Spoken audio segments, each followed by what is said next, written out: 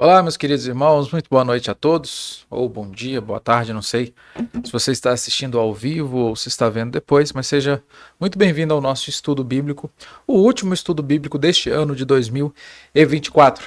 Um grande privilégio que nós temos de, tendo passado mais um ano, às quartas-feiras, estudando sobre a palavra do nosso Deus, aprendendo sobre o nosso Criador e mantenedor e também sendo, claro, edificados e confrontados por ele várias e várias vezes ao longo desses estudos. Eu estou aqui tentando arrumar uma situação e eu não sei se eu vou conseguir ler os comentários de vocês em razão de algumas mudanças. Eu tenho tentado melhorar a transmissão cada vez mais e por questões técnicas talvez eu não consiga, mas de qualquer forma eu posso ver depois e responder no particular, se assim for necessário. Nós estávamos estudando uma pequena série de 3 aulas, estudamos 2 aulas sobre culto e por que a gente cultua como nós cultuamos. Mas para hoje eu resolvi interromper essa série para nós estudarmos sobre um assunto muito importante, que são as metas para o novo ano. Está chegando agora o final do ano, então é a oportunidade de todo mundo começar a fazer aqueles planejamentos, aquelas metas para o ano seguinte. E nós precisamos falar sobre esse assunto, já que você também talvez esteja pensando sobre isso, assim como eu estou. E nós vamos ver isso à luz da Escritura Sagrada. Mas antes disso, vamos orar, pedindo a Deus que nos ajude, nos abençoe nessa quarta-feira de estudo bíblico. Oremos ao Senhor. Pai Santo, nós te agradecemos pelo ano que tivemos, nós te agradecemos porque muitas vezes nós tivemos a oportunidade de estudar a tua palavra e de ouvir a tua voz. E queremos ainda mais desta vez pedir que o Senhor fale ao nosso coração, que o Senhor nos ajude a entender como devemos viver para a tua maior honra e glória, como podemos glorificar a ti no ano que em breve se iniciará e que nós sejamos crentes melhores do que fomos nesse ano. Por isso, cuida de nós, abençoa cada um de nós, cuida da nossa família, daqueles nossos irmãos que estão em viagem, que estão distantes, os que estão enfermos também, nós pedimos e queremos tua poderosa mão sobre nós, hoje e sempre, em nome de Jesus. Amém. Bom, antes de começarmos a nossa aula, devo dizer que se você ainda não é inscrito no nosso canal, inscreva-se, ative o sininho, também dê o joinha nesse vídeo, isso ajuda o YouTube a entregar para mais pessoas esse conteúdo que é da palavra de Deus. Por isso, não se esqueça disso, isso é muito importante para a divulgação da palavra do Senhor. Vocês vão me ver olhando para cá, porque eu estou verificando se está tudo certo ali no computador. Mas dando uma olhada aqui nos slides também. Então vamos lá. Metas para o novo ano. Definir metas é algo inerente ao ser humano, especialmente em momentos de transição ou começo de uma nova fase. No entanto, para o cristão, essas metas precisam ser mais que resoluções pessoais. Elas devem refletir o desejo de glorificar a Deus em todas as áreas da vida.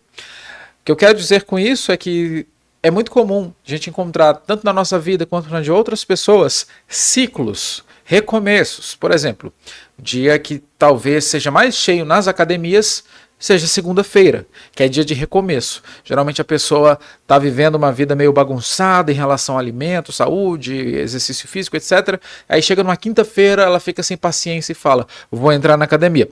Mas não vai ser hoje nem amanhã, muito menos depois de amanhã. Vai ser na segunda. Já chutei o balde até aqui, então segunda-feira eu começo. E são datas que marcam tanto a segunda-feira quanto, por exemplo, a virada do ano, que nós estamos nos aproximando. Em breve iniciaremos um novo ano e com um novo ano, novas metas, novos objetivos. Alguns nem tão novos assim. Por exemplo, eu sempre brinco com vocês que teve gente que fez o planejamento de perder 10 quilos para esse ano. Agora vai manter o planejamento, só que vai dobrar. Agora é perder 20. Não deu certo em 2024, vamos fazer dar certo em 2025.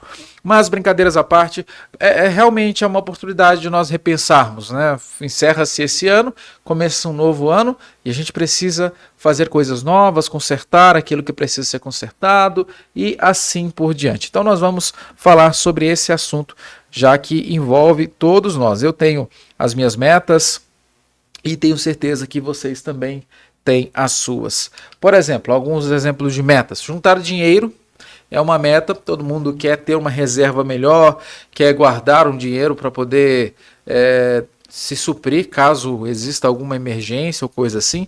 Então, realmente é algo muito importante. Perder peso, como eu acabei de citar, né? Todo mundo quer ficar no shape legal, quer emagrecer, ter uma qualidade de vida melhor, ficar mais bonito, mais estético, assim por diante. Viajar. Viajar é bom demais, né, gente? Por exemplo, quem não quer fazer uma viagem internacional em 2025, conhecer um país diferente, estar em um país diferente, cultura diferente, culinária diferente, coisa assim. Ter um filho. Muitos casais estão tentando ter filhos, alguns com mais dificuldades que outros estão planejando ter, como se isso fosse possível, mas estão planejando ter um filho. Ganhar mais dinheiro, talvez você queira uma promoção no seu emprego, ou mudar de área e começar um novo emprego, ter 2 empregos, talvez você seja igual o Júlio e queira ter 2, 3 empregos, sei lá quantos, para poder aumentar a renda da sua casa. Às vezes não é nem só porque você quer, é porque você precisa. Então, talvez isso também seja algo que esteja ocupando o teu coração no sentido de planos. Mas o que realmente importa? Sobre o que devemos fazer metas para 2025. Será que essas metas que eu acabei de citar estão erradas? Será que é inadequado que a gente pare para pensar nessas coisas? Devemos viver a vida de um jeito mais no aleatório e o que vier veio e está tudo certo? Será que devemos fazer planos ou não? Inclusive, temos um vídeo aqui do Palavra Diária, você pode entrar no nosso canal, você vai assistir lá na playlist Palavra Diária sobre isso. Inclusive, foi falado há pouco tempo. Mas, sim, podemos e devemos fazer metas, e a Escritura nos ajuda a falarmos e estudarmos sobre isso. Na verdade, a Escritura nos orienta a entender sobre metas, e é muito importante. Pensando nisso, pensando que eu e você faremos metas para 2025, eu dividi 3 grandes áreas da nossa vida, em relação, claro, toda a nossa vida diante de Deus, mas eu separei 3 grandes áreas nas quais nós devemos ter cuidado. E vamos ver na Escritura como que essas áreas devem ser cuidadas por nós e devem ser postas no papel para a nossa meta. Vamos lá, a Escritura nos chama a viver de forma integrada, considerando a dimensão espiritual, física e familiar. São essas 3 áreas, como partes inseparáveis da nossa mordomia diante de Deus. Por isso, devemos pensar nesses aspectos como metas para 2025, como 3 grandes grupos que nos possibilitam alcançar outros objetivos. Nossa intenção é oferecer uma base teológica e prática para alinhar nossas metas à vontade de Deus. Então, a nossa vida como um todo é integral diante de Deus. Essas 3 áreas que eu citei, na verdade, formam uma só e elas se relacionam, correlacionam. Se uma está ruim, a outra também vai ficar ruim. Se uma está boa, talvez a outra fique boa, mas depende daquela outra ainda, entende? Então uma coisa tem a ver com a outra. Mas nós vamos dividir essas áreas para nós estudarmos sobre elas e então entendermos como que nós podemos glorificar a Deus como um todo. São as 3 grandes áreas que nós precisamos ter cuidado e geralmente as metas têm a ver com elas. Se nós cuidarmos bem dessas áreas da nossa vida, é bem provável, certamente vai acontecer. Agora eu estou afirmando, eu falei com um tom de dúvida, mas não é. Certamente sua vida vai melhorar muito e você vai glorificar a Deus. Então você pode crer nisso, porque a Escritura vai nos mostrar isso nessas 3 grandes áreas. E a primeira delas, primeira dimensão que nós temos aqui é a dimensão espiritual. Se a sua saúde espiritual está em dia, todas as outras coisas vão fluir bem e precisa estar em dia. Do mesmo modo, se as outras áreas, tanto familiar quanto física, não estiver tudo ok, a sua saúde espiritual também vai ser afetada. É bem verdade que os problemas da nossa vida, na nossa família, podem enfraquecer a nossa fé, podem nos trazer uma certa dúvida em relação a Deus, a Escritura e tantas outras coisas. De mesmo modo, a nossa saúde física abalada também nos prejudica, tanto na família quanto na vida espiritual. E é isso que eu estou querendo dizer. Mas a primeira delas, e eu acredito será mais importante, que é a nossa saúde espiritual, nosso relacionamento com Deus, precisa ser muito bem cuidada e tem que estar nos nossos planos para 2025. E eu começo falando nesse termo cunhado aqui por João Calvino, prompte et sincere. Cor meu tibo offero domini, prompte et sincere. Que é: o meu coração te ofereço, ó Senhor, de modo pronto e sincero. de modo pronto e sincero. Esse tem que ser o lema da sua vida para 2025, não somente para o resto da sua vida. Eu te ofereço o meu coração, Senhor, de maneira pronta e sincera. Meu coração é teu. Tu és o regulador da minha vida. É o Senhor quem diz como eu devo viver, e assim nós temos que colocar para que então vivamos diante de Deus. Então essa frase de Calvino fala muito comigo e me chama muita atenção. Mas mais importante do que Calvino é a Escritura Sagrada, e principalmente nas palavras do nosso Senhor Jesus Cristo, em Mateus 6,33. Buscai, pois, em primeiro lugar o seu reino e a sua justiça, e todas essas coisas vos serão acrescentadas. Quando nós lemos um texto como esse, é muito comum na nossa cultura atribuir isso a uma mensagem talvez até triunfalista. Busca a Deus que tudo, absolutamente tudo vai dar certo. Não é isso que esse texto está ensinando. Se você ler os outros versículos e entender o contexto, nosso Senhor Jesus Cristo está falando para um povo que andava ansioso demais em relação às coisas da vida. Comer, viver, vestir. As questões essenciais. E aqui o nosso Senhor Jesus Cristo diz que o nosso foco não deve ser nessas coisas, mas deve ser no reino dos céus. Nesse sentido, esse texto que está no Sermão do Monte, onde Jesus instrui sobre as prioridades do reino de Deus, nós aprendemos que buscar o reino significa submeter todas as áreas da vida, as mais básicas, como comer, beber e vestir, ao governo de Cristo, confiando que ele proverá o necessário para a vida material e espiritual. A grande verdade é que nós muitas vezes não ficamos satisfeitos com o necessário e nós queremos sempre o extraordinário. Então a Escritura nos ensina a buscar o reino de Deus acima de todas as coisas, e aquilo que é fundamental para mim e para a sua vida, o Senhor irá prover. E nós precisamos crer nisso. É a Escritura dizendo, é o próprio Senhor Jesus Cristo nos contando essa maravilhosa notícia de que nós temos tudo quanto precisamos enquanto buscamos o reino dos céus. Por quê? O contrário disso é buscar o nosso próprio reino. E quando nós estamos buscando o nosso próprio reino, nós não temos garantia alguma de que as coisas se sucederão bem. Por essa razão, buscar o reino dos céus é algo que faz parte da vida de alguém que oferece o coração de maneira pronta e sincera. Tudo aquilo que é material, nós teremos. Por que que nós estamos falando sobre isso no último estudo bíblico do ano? Porque para o ano que vem, o nosso foco, os nossos olhos têm que estar voltados para o reino dos céus. Esse tem que ser o objetivo primaz dos nossos planos. Tudo o que nós planejarmos tem que girar em torno da glória de Deus e do reino dos céus. Nós temos que entender que a nossa vida não foi feita para nós vivermos para nós mesmos. Há um objetivo muito maior, e esse objetivo é a glória de Deus, e isso envolve a busca do reino de Deus acima de toda e qualquer outra coisa. Por isso, meus irmãos, nós precisamos entender como que isso se manifesta. Eu separei dentro disso, da ideia de buscar o reino dos céus, algumas maneiras pelas quais nós podemos fazer isso de forma prática. Como é então que eu busco o reino dos céus e coloco ele em primeiro lugar, priorizo o reino de Deus na minha vida? E aqui temos algumas informações sobre isso. A saúde espiritual começa com uma relação vital com Deus. Saúde espiritual é você estar bem com Deus. Essa relação é sustentada pela palavra de Deus, pela oração e pela comunhão com os outros crentes. Quando buscamos o reino, nós nos tornamos mais sensíveis à vontade de Deus em todas as áreas. Vejam então que aqui nós temos pelo menos 3 áreas que nós podemos exercitar dentro dessa grande área que é oferecer a Deus o coração de maneira pronta e sincera, tendo uma saúde espiritual boa. A ideia de buscar o reino dos céus então se manifesta quando nós buscamos nos relacionar a Deus por meio desses 3 itens que estão aí no slide e vocês podem acompanhar. Tá? Deixa eu ver. Opa, aqui.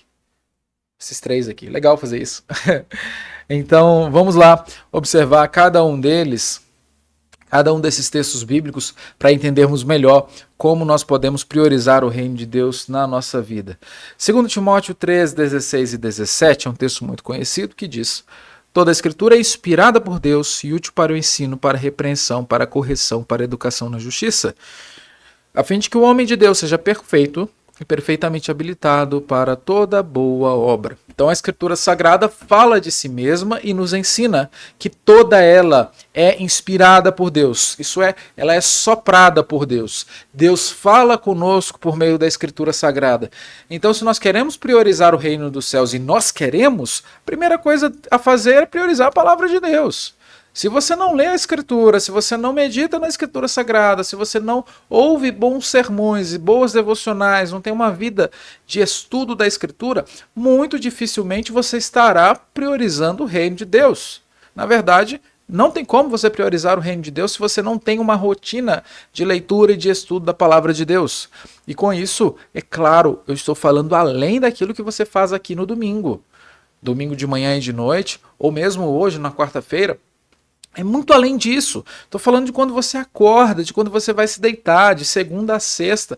Além desses momentos da igreja, como que você se relaciona com a palavra de Deus. Então você quer uma meta muito boa para você colocar para 2025?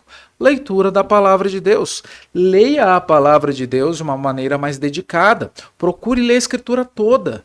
Mas se você não conseguir fazer isso, leia porções da escritura e leia com dedicação. Coloque isso na sua rotina. Isso é fundamental. Por quê? Porque a escritura é falada, soprada por Deus e ela é eficaz para o ensino, para a repreensão, para a correção, para a educação na justiça. Muitos dos nossos planos não teriam sido frustrados se nós tivéssemos lido a escritura antes, porque talvez esses planos sequer existiriam, porque nós seríamos corrigidos. Ou ainda que os planos fossem bons, nós não teríamos escorregado no tomate no meio do caminho. Por quê? Porque nos faltou maturidade, entendimento espiritual, discernimento.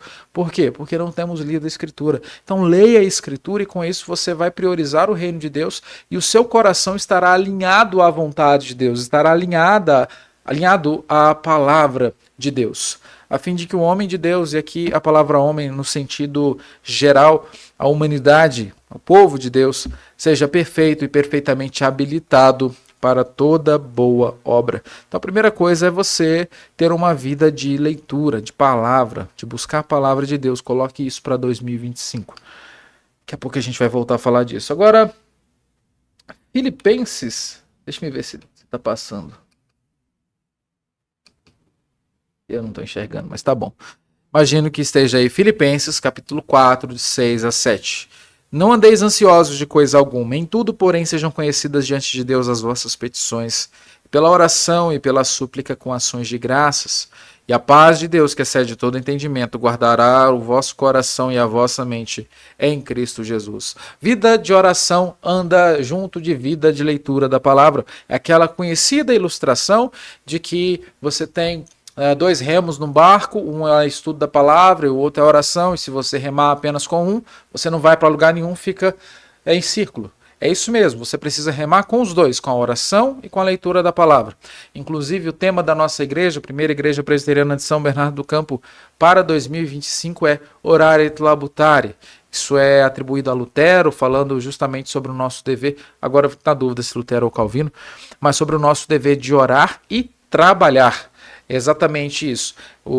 A oração e a leitura da palavra de Deus andam juntas e nós precisamos cultivar esse hábito. Então, quando você for fazer a sua devocional, sua leitura da palavra, leia e ore ao Senhor. Ah, mas eu não vou ler porque eu não vou ter tempo de estudar para entender. Isso é uma desculpa fajuta. É uma desculpa muito até mesmo desonesta para gente que não quer ler a Bíblia. Leia a Escritura e ore ao Senhor. Senhor, são coisas difíceis, são textos antigos. Senhor, isso aqui está muito distante de mim, mas eu acredito que é a tua palavra, por isso fala o meu coração pelo poder do teu Santo Espírito e me ajuda a entender. Se você não entender, você tem aí o contato com o seu pastor, com presbíteros, com gente mais experiente que vai te ajudar. Mas leia a Escritura e ore. Isso é fundamental. E assim, uma outra meta para você colocar na sua vida, a fim de buscar o reino dos céus, é também a oração. Um caderninho de oração. Um conselho que eu dou para 2024, coloca aí motivos de oração para 2024, né? Para 2025. Escreva aí os motivos de oração, coisas que você deseja, e vai ali anotando e ora por essas coisas. Depois você vai riscando na frente e colocando quando é que foi cumprido, quando foi atendido. É uma maneira de você depois poder conferir como que Deus te atendeu. Isso é algo muito legal, uma cadernetinha assim. Eu tinha uma dessa, tinha esse hábito, perdi por desleixo, preciso voltar e vou fazer isso de novo. Vou anotar vários pedidos de oração e colocar ali e acompanhando ao longo do ano. Isso ajuda a gente a exercitar. E não tem problema você estar de olho aberto para orar, não, tá? Sem misticismo. Melhor você ler e não esquecer do que simplesmente se esquecer. Então leia. Leia a sua oração, isso não vai te fazer mal, não. Eu não faço ideia se vocês estão no slide certo, mas eu acho que sim. Hebreus 10, 24 a 25. Consideremo-nos também uns aos outros para nos estimularmos ao amor e às boas obras. Não deixemos de congregar-nos, como é costume de alguns antes, façamos admoestações tanto mais quanto vedes que o dia se aproxima. Então, para buscarmos mais o reino dos céus, o reino de Deus, que é a sua justiça, nós precisamos de leitura da Escritura, precisamos de oração e precisamos também de comunhão. Veja, isso é muito importante. Instrução, oração e comunhão. IOC, quase que é um imposto, né? IOF. Mas lembre-se disso. Instrução, oração, comunhão. Muito importante, nós temos também a comunhão. É o meio pelo qual nós exercitamos os dons e talentos que Deus nos dá. É a maneira visível, a igreja de Cristo visível. É a forma como ele, pela própria palavra visível significa, se manifesta de uma maneira clara. Nós podemos enxergar o corpo de Cristo. É a comunhão.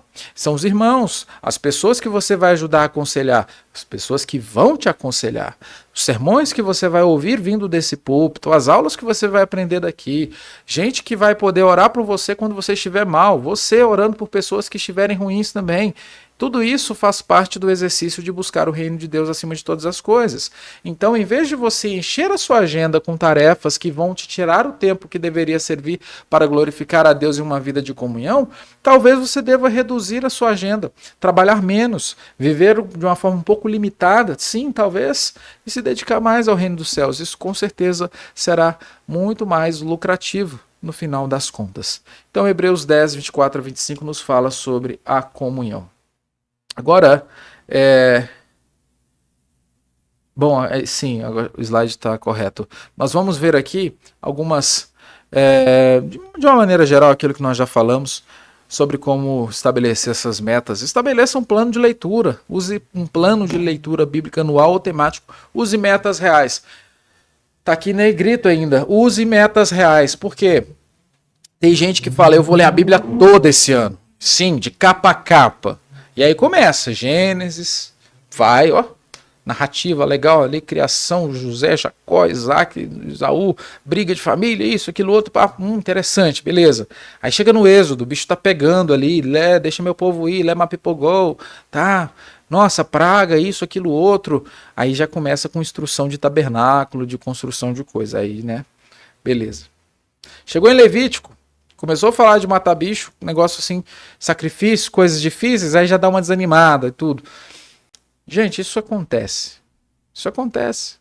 Você, assim como eu, é um miserável, uma miserável, pecador, pecadora. Você realmente tem dificuldades, e eu também tenho, isso é fato. Nós precisamos usar metas reais. Você quer ler a Escritura? Leia. Então coloque um plano verdadeiro que você de fato vá cumprir, porque senão você só vai se desanimar, se sentir mal e tudo mais. Então quer ler a Bíblia toda? Leia.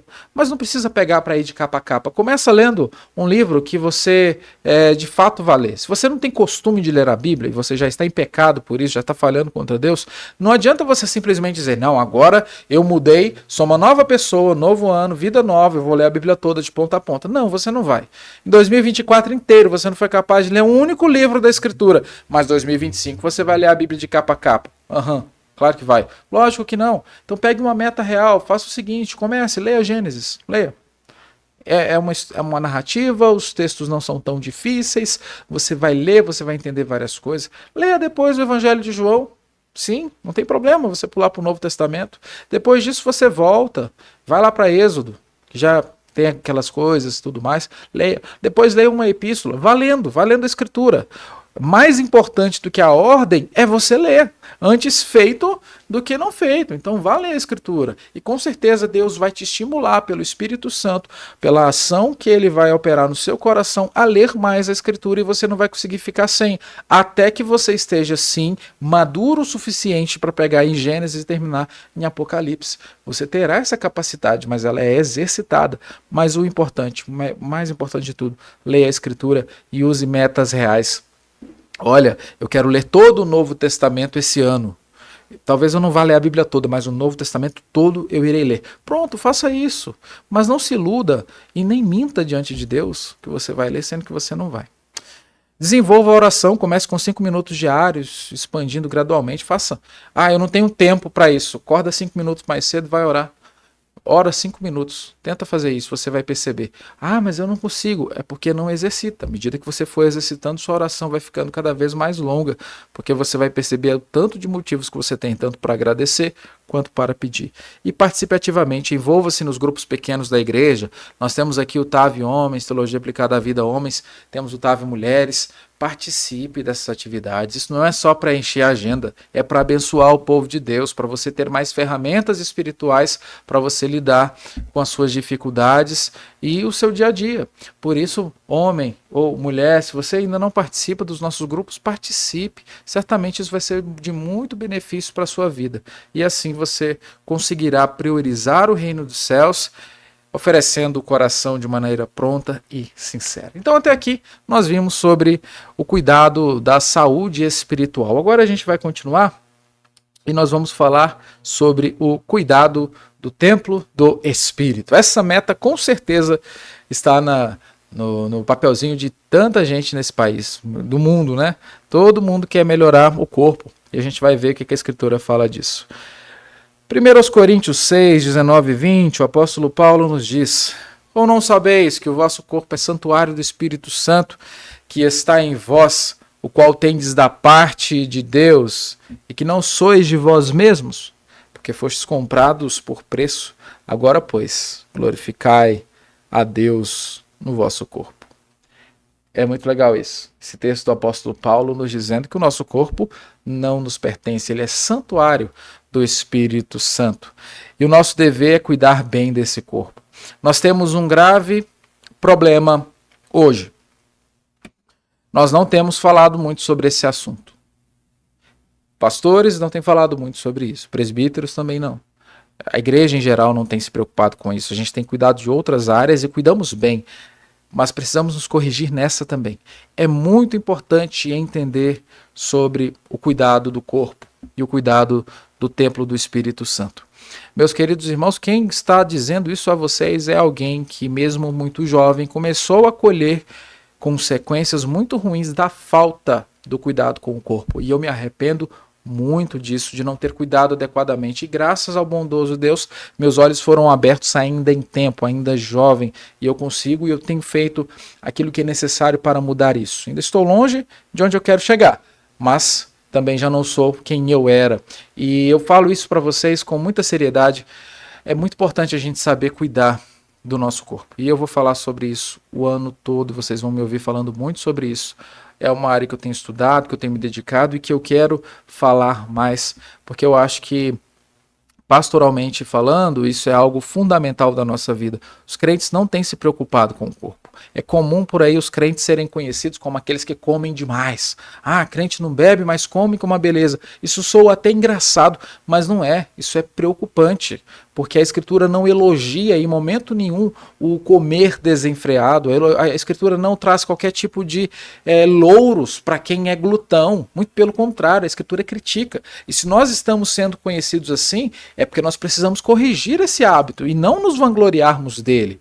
E eu percebi isso porque na minha vida eu não tinha nenhum horário para comer, para me alimentava mal, só comia coisas ruins, ultraprocessadas, açúcares, rico em sódio e tudo aquilo que faz mal em excesso. Veja, minha fala não é contra essas coisas, não é contra você comer aquilo que é gostoso, que é muito palatável, não, mas é você não se vender e não se dobrar a isso. Não se colocar de joelhos diante da comida, fazendo da comida um ídolo. É que nós vamos ver logo mais. Por isso, a saúde física, cuidar do templo do Espírito Santo é fundamental. Inclusive, talvez vocês não saibam, mas nós temos um grupo aqui da igreja e também com pessoas de fora da nossa igreja, que é o projeto Catedral. A ideia é que nós fiquemos maiores, mas não ganhando peso, ganhando massa muscular, evidentemente. Então a gente está indo para academia, treinando juntos, postando resultados, estamos nos motivando, falando, né, sobre como isso é importante, cuidando da dieta, alimentação. E se você quiser, se você é homem, quiser participar, me fala no particular que eu coloco você no nosso grupo. Certamente vai ser muito bom também. Então, cuidar da saúde física do templo do Espírito Santo é algo que o Senhor nos manda. Deixa eu ver aqui. Paulo lembra aos Coríntios que o corpo do crente é a habitação do Espírito Santo, santificado pela redenção em Cristo. Isso implica uma responsabilidade espiritual e prática de cuidar do corpo. O cristão deve evitar excessos, negligência ou comportamentos autodestrutivos que desonrem a Deus. Um corpo doente ou obeso pode prejudicar a vida espiritual de várias maneiras. Primeiramente, limita a nossa energia e disposição para servir ao Senhor, seja na obra da igreja ou no cuidado com os outros. Em segundo lugar, a negligência com o corpo reflete a falta de domínio próprio, que é um dos frutos do Espírito, ou faz parte do fruto do Espírito, melhor dizendo. A gula, o sedentarismo e os maus hábitos alimentares podem se tornar idolatrias que competem com o senhorio de Cristo em nossa vida. Quando não cuidamos do corpo, não glorificamos a Deus plenamente. Isso é duro de ser dito. Então quer dizer que todo crente que está no sobrepeso não é crente? Não, tem nada a ver. Isso quer dizer que um crente que está no sobrepeso, ele não está glorificando a Deus de uma maneira tão intensa quanto ele poderia se ele estivesse com uma condição física melhor. Isso é uma questão muito óbvia. Por quê? Quando nós não cuidamos da nossa saúde, nos alimentamos de forma ruim, ou ainda somos sedentários, não temos qualquer tipo de prática, a primeira coisa que a gente está fazendo é atentar contra o templo do Espírito Santo. Isso é quebra do sexto mandamento, né? Você está tentando se matar de uma forma lenta e assistida. Mas não é esse o ponto ainda. Acontece que uma pessoa que vive com hábitos tão ruins não tem disposição para nada. Supondo que nós precisemos fazer, por exemplo, uma ação de evangelismo aqui no bairro, nas ruas do bairro, nós tenhamos que caminhar várias ruas. Um exemplo simples, uma atividade da igreja. Será que essa pessoa vai ter disposição mesmo e vai conseguir caminhar tudo que precisa? É um exemplo bem bobo, mas dá para ser mais profundo ainda. Uma pessoa que está com uma alimentação toda descontrolada, um sono ruim, não dorme direito, não se alimenta, por exemplo, no domingo pela manhã, vai ter disposição para estar aqui na escola dominical? Ou se vier, estará em sua melhor condição de parar, ouvir, reter conteúdo e contribuir? Não vai. Não vai, porque isso é meio óbvio e a ciência está aí para nos ajudar a entender essas coisas. Quanto pior é o cuidado do corpo, claro, é uma maneira lógica, pior também será a qualidade de vida. E sendo pior a qualidade de vida, isso envolve ainda a nossa vida espiritual, porque nós não conseguiremos dar 100% de nós mesmos, porque nós nem temos 100% da nossa vida. Então isso é uma coisa pesada. Veja, a primeira coisa que eu coloquei aqui é que limita a nossa energia e disposição, com toda certeza. Você não tem aquele vigor, aquele ânimo.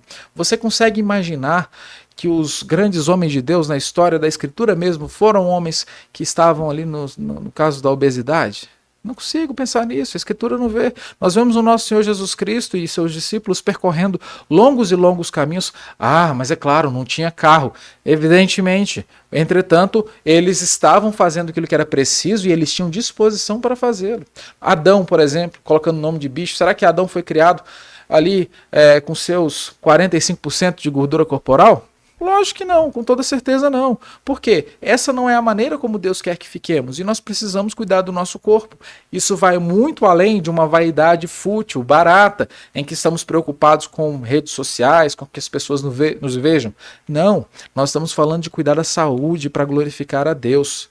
Homens, por exemplo, estamos falando de disposição física para proteger o lar, para você cuidar da sua esposa. Se você precisar sair de casa correndo, carregando sua esposa no colo, carregando seus filhos no colo, levando longas distâncias. É disso que nós estamos falando. Nós não estamos falando aqui de simplesmente mudar ou procedimento estético, seja lá o que for. Não, estamos falando de saúde, porque isso é importante e Deus mostra pra gente na Escritura que isso é muito importante. Uma das coisas que me pegou muito foi eu perceber que, além das várias e várias vezes que eu estava adoecendo em razão da imunidade baixa, porque eu não tinha uma rotina boa, não me alimentava direito, não dormia direito, etc., e eu vivia muito doente, talvez vocês se lembrem disso, foi o fato também de eu estar com dificuldades para brincar com meu filho. Hoje meu filho tem aproximadamente 15 quilos. Me abaixar no chão, levantar e brincar com ele, jogar ele para o alto, isso tudo cansa. Claro que cansa. E eu não estava tendo essa disposição. Quando eu resolvi mudar a minha rotina, mudar os meus hábitos e eu percebi a melhora nisso, eu vi como que eu poderia ser um pai melhor. E sendo um pai melhor, eu estou glorificando mais a Deus. Percebe como que uma coisa leva a outra? Por isso eu te convido a pensar e colocar essa meta. Veja só o que a Escritura fala lá em Provérbios 23, 20 a 21. Não estejas entre os bebedores de vinho, nem entre os comilões de carne, porque o beberrão e o comilão caem em pobreza, e a sonolência vestirá de trapos o homem. Não é elogioso ser aqueles que comem, muito menos que bebe. Bebida alcoólica também pode ser um problema grave. Além de ser extremamente calórica e te facilitar no processo de engorda e não de emagrecimento, ainda existe a questão do alcoolismo. Só um instante. Eu acho que travou aqui. Eu tô achando que travou aqui, deixa eu só rever aqui. Pera aí, só um instante.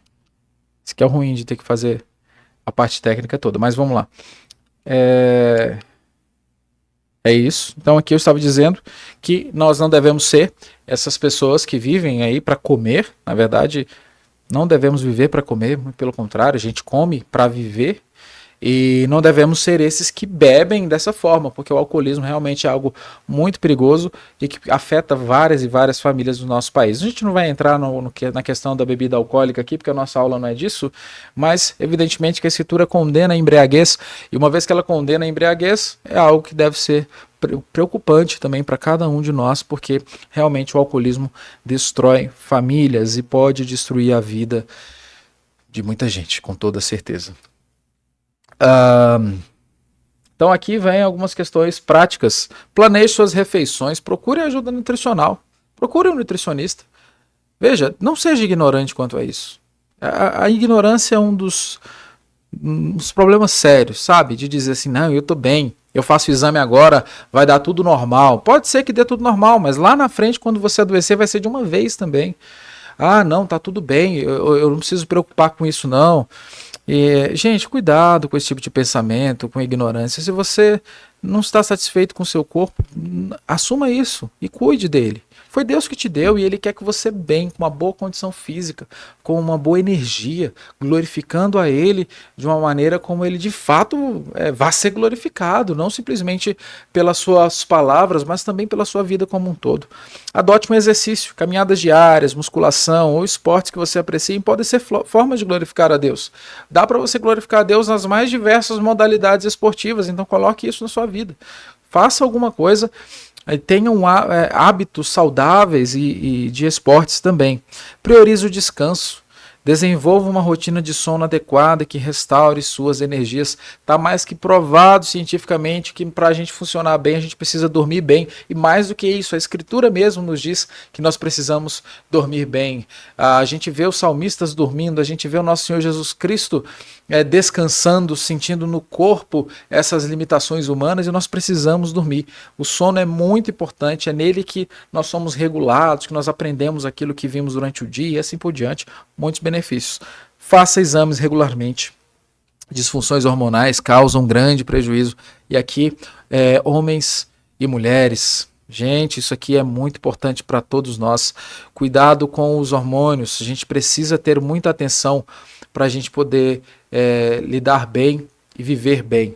Veja, homens que estão com uma baixa do nível de testosterona tendem a ser mais desanimados, tendem a ser mais fracos, tendem a ser menos participativo nas decisões. Isso a ciência nos mostra, a literatura científica está aí para comprovar o que eu estou falando. E isso pode acontecer por várias razões, principalmente má alimentação, falta de prática de atividade física, falta do descanso, tudo isso são coisas que corroboram para uma baixa no nível de testosterona. Então os homens precisam tomar cuidado com isso. As mulheres também já têm um sistema hormonal mais complexo em razão principalmente dos ciclos menstruais e tantas coisas que envolvem o universo feminino. Então precisam ter um cuidado, um acompanhamento de perto. Então vá ao médico, procure o profissional para poder fazer os exames, aqueles check-ups que nós chamamos, e veja como está a sua saúde, porque isso é muito importante e glorifica a Deus. Eu estava com um problema chamado esteatose hepática, gordura no fígado, resumindo, não estou lembrando como é que fala direito a palavra, e isso acabou afetando meus níveis de vitamina B, e eu estava muito para baixo, muito, chamada na bad, né, muito ruim, e a profissional que me atendeu falou, olha, qual que é a sua principal alimentação? Eu falei, carne, eu como muita carne. Eu comia muita carne. E ela falou, estranho, porque a principal fonte de vitamina B é carne. Qual que era o problema? Gordura no fígado. Eu não estava absorvendo aqueles nutrientes em razão do sobrepeso. E isso tudo mudou à medida em que eu mudei minha rotina também, perdendo aí 10%, 10, 11, sei lá quantos por cento de gordura corporal. Isso tudo foi me ajudando a viver melhor, com mais disposição. Eu tenho mais ânimo para ler escritura, para servir a Deus, para trabalhar, para visitar, para fazer tudo que precisa ser feito. E isso pode ser uma verdade na sua vida também. Por isso, procure o médico, procure profissionais, mude a sua vida e coloque isso como plano para 2025. A gente não está falando de simplesmente colocar um corpo de verão para você poder ir para a praia, até porque você nem tem que estar preocupado com isso, tem que lembrar da modéstia também. Mas para você ter um estilo de vida que glorifique a Deus, uma vida inteira com bons hábitos, não se vendendo a comida, desfrutando de boas sobremesas, de bons lanches, pizza e tudo de gostoso que há no mundo, que foi Deus que fez, mas não se vendendo a essas coisas, sendo escravo delas. Isso é muito importante. E agora a gente vai falar sobre saúde familiar.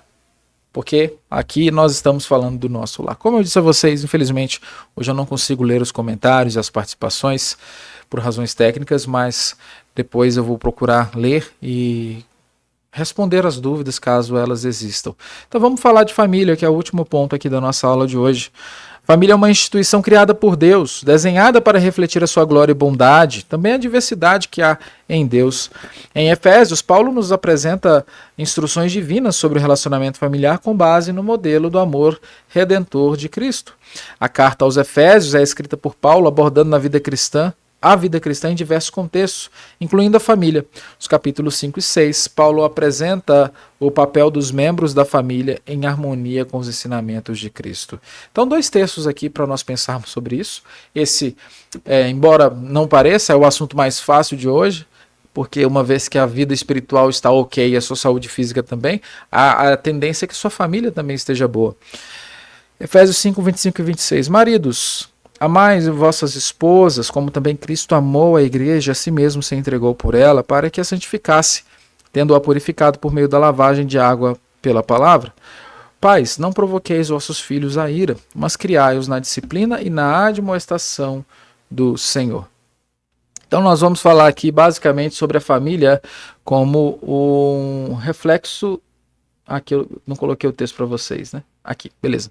A família como reflexo do evangelho. O amor sacrificial do marido inspira a submissão voluntária da esposa, promovendo unidade.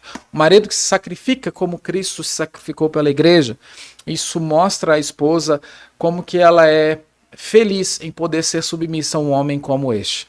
Mas veja, é muito mais complicado quando o homem não apresenta absolutamente nenhum dos traços que Jesus Cristo traz em seu evangelho. Então, por isso, marido, você tem uma responsabilidade muito grande de conduzir sua esposa e sua família à fé.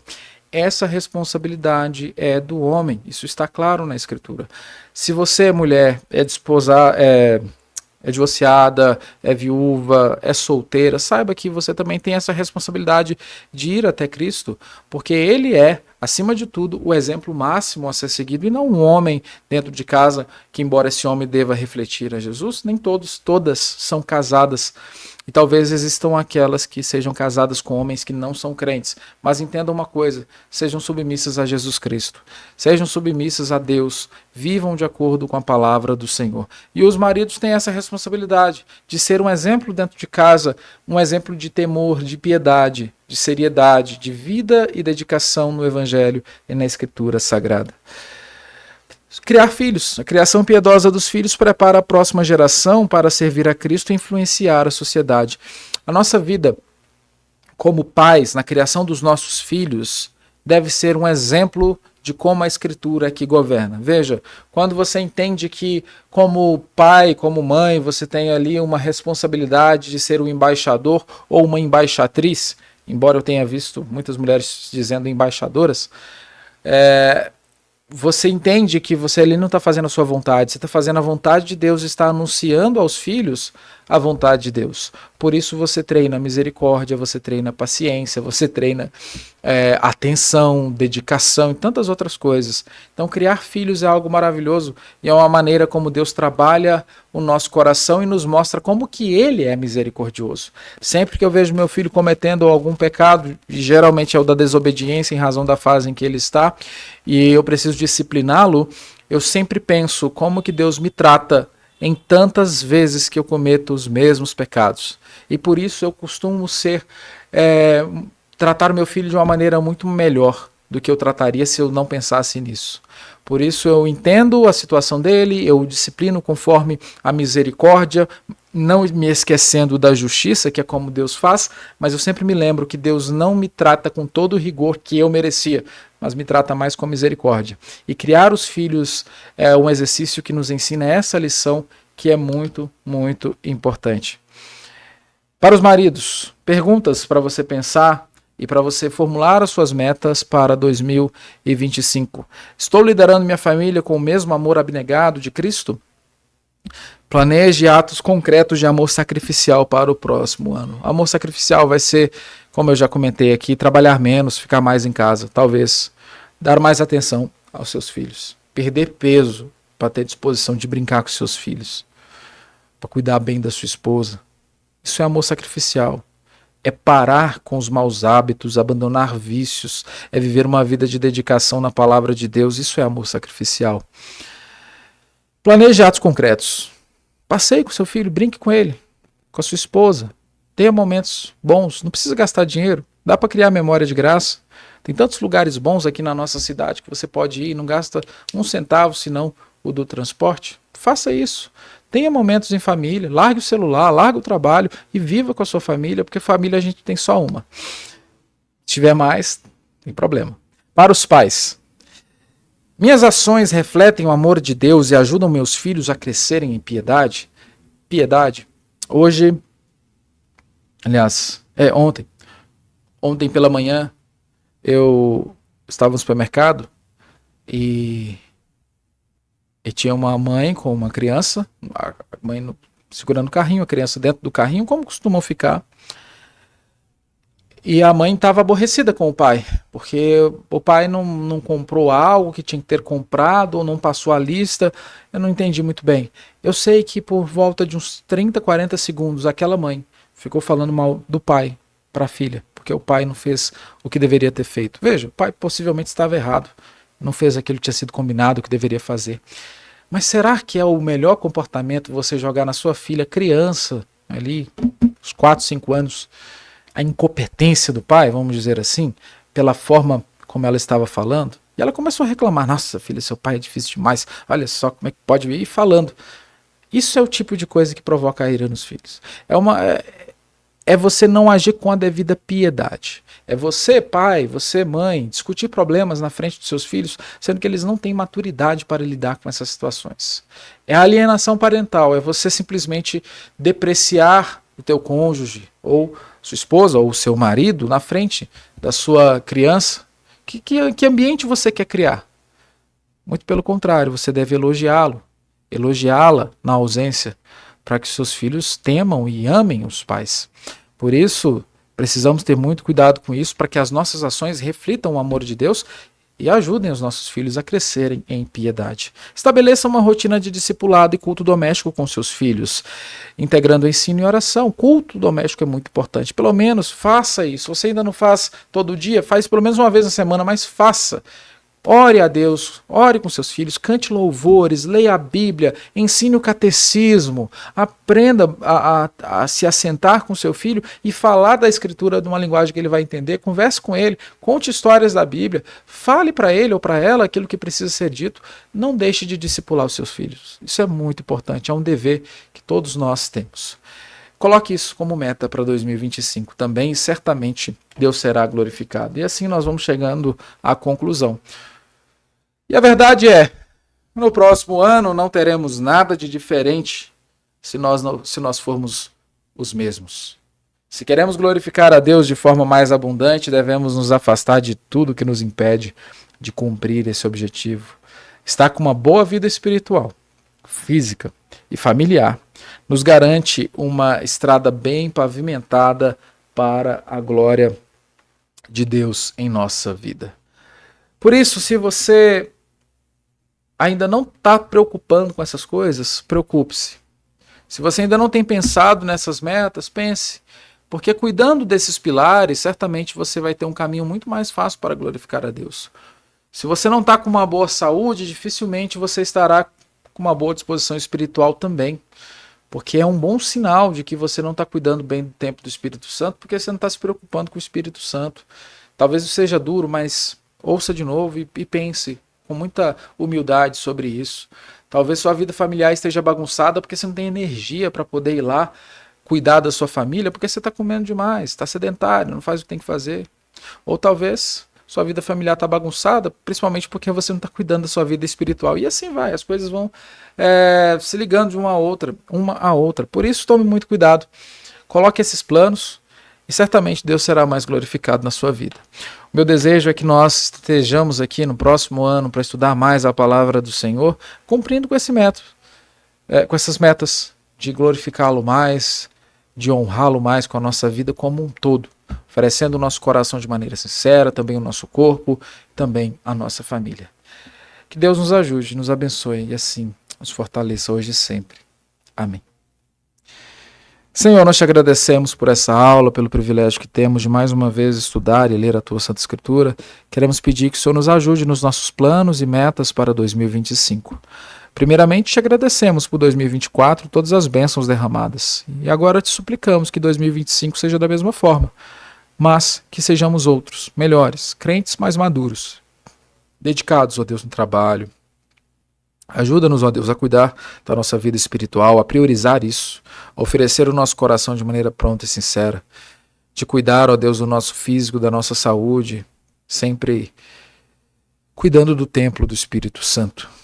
Também cuidar da nossa família, ensinando os nossos filhos, honrando nossas esposas, as esposas honrando os maridos. Abençoa, Deus. Cuida do teu povo hoje e sempre. Dá-nos um ano novo, abençoado, na tua presença, em nome de Jesus. Amém. Queridos irmãos, fiquem com Deus. Até a próxima. Ou posso dizer, até ano que vem. Fiquem com Deus e até mais.